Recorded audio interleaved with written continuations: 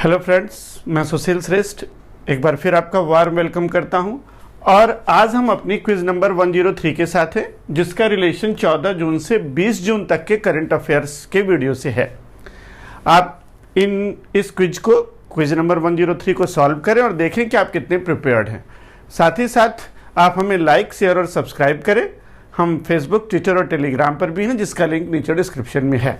तो चलिए, अब हम तैयार हैं अपने क्विज के लिए। जो फर्स्ट क्वेश्चन क्विज का है वो कह रहा है, which country gained first rank, किस देश को पहला रैंक मिला world competitiveness index. World competitiveness index में किस देश को फर्स्ट रैंक मिला? Denmark, Singapore, Norway, India. तो आपको ये बताना है कि वर्ल्ड कॉम्पिटिटिवनेस इंडेक्स क्या होता है, इसे कौन तैयार करता है और इस साल जो रिपोर्ट आई उसकी रैंकिंग में कौन टॉप पर है और इंडिया किस रैंक पर है। फिर सेकंड क्वेश्चन जो हमारा दूसरा प्रश्न, कौन सा कथन गलत है? Kaleshwaram lift irrigation project, Kaleshwaram lift irrigation project के संबंध में कौन सा क्वेश्चन गलत है? आपको ये बारे में बताना है कि कौन सा कथन गलत है। Which statement is false regarding the Kaleshwaram lift irrigation project. तो इसमें गलत कथन कोई एक होगा और आपको देखना है। पहला कथन है, ये पर्णहिता और गोदावरी नदी के संगम पर बना है। मेडीगाडा बैराज, इससे रिलेटेड एक बैराज है मेडीगाडा बैराज, ये डिस्प्यूट है महाराष्ट्र और कर्नाटक के बीच में। और थर्ड स्टेटमेंट है, मेडीगाडा बैराज तेलंगाना में सिचुएटेड है। आपको बताना है कौन सा स्टेटमेंट गलत है। फिर नेक्स्ट जो हमारा तीसरा प्रश्न है वो कह रहा है, देखिए अभी मनाया गया world day to combat desertification इन रथ। समझ में आ गया?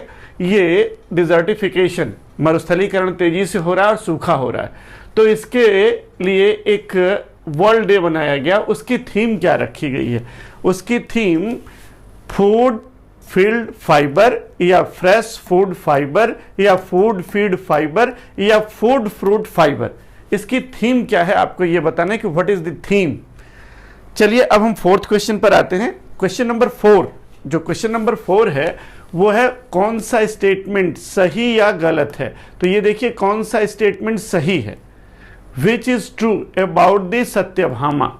सत्यभामा आपको बताया गया था, सत्यभामा के बारे में कौन सा या से कथन सही है। ये नागरिक उड्डयन से, सिविल एविएशन से रिलेटेड है, ये सेतु सागर परियोजना से रिलेटेड है, ये वंदे भारत से रिलेटेड है, या ये मिनिस्ट्री ऑफ माइंस का एक योजना है, खनन और उत्खनन मंत्रालय का एक प्लान है सत्यभामा प्लेटफॉर्म। नेक्स्ट जो क्वेश्चन है फिफ्थ क्वेश्चन ये कह रहा है, which is or are true about P notes. P notes के बारे में आपको बताया था कि पी नोट्स क्या होते हैं, तो वही पी नोट्स से रिलेटेड क्वेश्चन है कि पी नोट्स के बारे में क्या सही है। पी नोट्स देखिए एक इन्वेस्ट करने का, स्टॉक मार्केट में इन्वेस्ट करने का एक इंस्ट्रूमेंट है। फिर इस इंस्ट्रूमेंट के द्वारा जो विदेशी निवेशक, फॉरेन इन्वेस्टर्स है, वो इंडियन स्टॉक मार्केट में इन्वेस्ट कर सकता है। फिर पार्टिसिपेटरी नोट्स या पी नोट्स एक फॉरेन पोर्टफोलियो इन्वेस्टमेंट है, विदेशी पोर्टफोलियो निवेश का एक प्रकार है। और इस इंस्ट्रूमेंट के द्वारा, इस पी नोट्स, पार्टिसिपेटरी नोट्स के द्वारा रियल इन्वेस्टर, जो वास्तविक निवेशक है, वो छुपा रहता है, वो सामने नहीं आता। इनमें से कौन सा या से कथन पार्टिसिपेटरी नोट्स, पी नोट्स के बारे में सही है? नेक्स्ट क्वेश्चन जो आपका है वो साइंस एंड टेक से है, जो आपको बताया गया था। देखिए ये जो बेक है, Bose Einstein condensate relates with fifth state of matter. Fifth state of matter जो द्रव की है वो पांचवी अवस्था, फिफ्थ स्टेट ऑफ मैटर की बात चल रही है। तो ये जो बेक है, बोस आइंस्टीन कंडेंसेशन, इसमें बोस, जो बोस है वो किस बोस को, किस इंडियन साइंटिस्ट को रिलेट करता है? जेसी बोस, एसपी बोस, एसएन बोस और एससी बोस, किस साइंटिस्ट से रिलेटेड ये है? जो सेवेंथ क्वेश्चन हमारा है वो ये कह रहा है अगेन कि कौन सा कथन सही है। देखिए साइंस एंड टेक से न्यूज है, ये जो प्लाज्मा स्टेट है, जो द्रव्य की जो प्लाज्मा स्टेट होती है वो सुपर कूल्ड स्टेट है। अति ठंडी अवस्था को, द्रव्य जो है हमारा मैटर है, मैटर के अति ठंडे, बहुत ज़्यादा सुपर कूल्ड हो जाएगा, अति ठंडा हो जाएगा, अति शीतलन अवस्था को हम प्लाज्मा कहते हैं। ये सही है कि गलत? फिर उसके बाद बोस आइंस्टीन कंडेंसेट बेक, ये सुपर कूलिंग है गैसेस का। बहुत कम घनत्व में जब गैसेस को हम अत्यधिक ठंडा करते हैं तो बैक कंडेंसेशन स्टेट आती है, और इन बैक स्टेट जो द्रव्य है वो अपने लोएस्ट एनर्जी लेवल पर होता है। तो इसमें ये कौन सी चीजें सही हैं? जो नेक्स्ट है हमारा, वो कह रहा है कौन सा कथन, which statement is are false, कौन सा कथन गलत है। अभी संयुक्त राष्ट्र सुरक्षा परिषद में भारत को जगह मिली है, उसी से रिलेटेड एक क्वेश्चन है, वो है संयुक्त राष्ट्र सुरक्षा परिषद, इसमें कुल 15 मेंबर होते हैं। हाल में ही इंडिया ने इसकी परमानेंट सीट को प्राप्त किया है, इसका स्थायी सदस्य बना है। इंडिया को इस फेवर में इंडिया को कुल 184 वोट्स मिले हैं, और इंडिया इसके लिए 6वीं बार चुना गया है। संयुक्त राष्ट्र सुरक्षा परिषद में भारत 6वीं बार चुना गया है। तो कौन सा कथन गलत है, आपको ये छांटना है।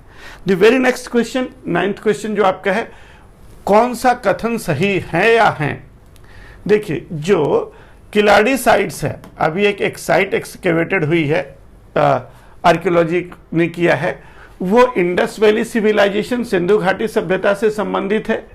और संगम एज, जो संगम युग था, वो द्वितीय नगरी सभ्यता का साक्ष्य रखता है, सेकेंड अर्बनाइजेशन एविडेंस को रखता है।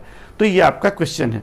फिर उसके बाद फर्दर जो क्वेश्चन है वो है अगेन, कौन सा कथन सही है या है। ठीक, मार्टिन लूथर किंग जूनियर, एक व्यक्तित्व की बात हो रही है, अक्सर एग्जाम में पर्सनालिटीज भी आ जाती है। तो मार्टिन लूथर किंग जूनियर की किताब का नाम क्या है? व्हाई वी कांट वेट, ये उनकी पुस्तक है। ये कथन सही है कि गलत? और उन्होंने यूएसए में नस्लवाद, रेसिज्म के खिलाफ एक लड़ाई लड़ी थी। तो ये हो गए 10 question. This is all about 10 question जो हमारे क्विज नंबर 103 से रिलेटेड थे। अब आप इन्हें सॉल्व करिए और आप देखिए कि आप कितने तैयार हैं। साथ ही साथ मैं ये बताना चाहूंगा कि इसका उत्तर, जो आज ये क्विज है 103 का, इसका उत्तर आपको मिलेगा करंट अफेयर्स के 21 से लेके 27 वाला जो वीडियो होगा, 21 से 27 जून वाले वीडियो में आप इसका उत्तर पा सकते हैं। तब तक आप सॉल्व करें, और इसके लिए हमारी शुभकामनाएं आपके साथ हैं। आप हमें लाइक, शेयर और सब्सक्राइब करें, और करंट अफेयर्स के वीडियो को रेगुलरली देखें। हम इसका पीडीएफ भी देंगे, क्वेश्चन का पीडीएफ भी है, तो आप क्वेश्चन का पीडीएफ भी ले सकते हैं। और इसके लिए आप टेलीग्राम पेज पर विजिट करें, जिसका लिंक नीचे डिस्क्रिप्शन में है। धन्यवाद।